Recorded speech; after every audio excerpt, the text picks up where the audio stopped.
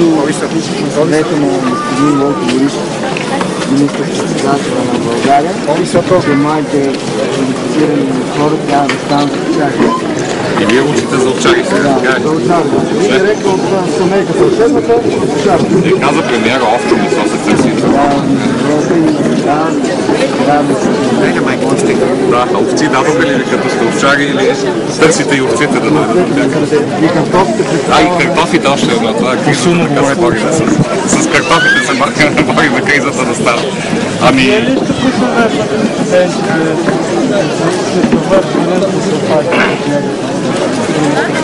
Студентите трябва да се хванат за гегата, но да използват не за овце, за нещо друго. И да подгонят някой, който не им помага да намерят работа, иначе гегата е полезна. Прекъснахте.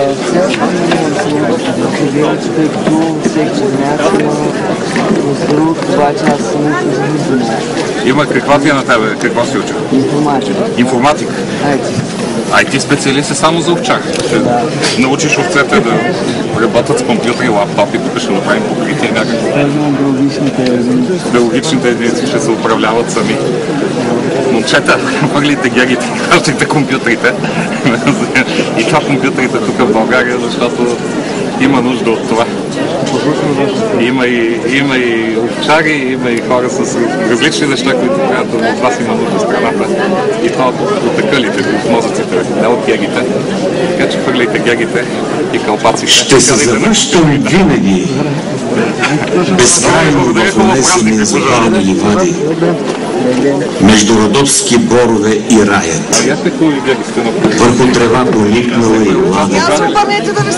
Потоци ще ми шепнат стари песни.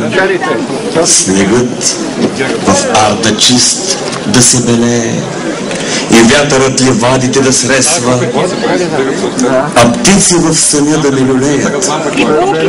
Ще се завръщам винаги, безкрайно, в ония виолетови поляни, между родопски борове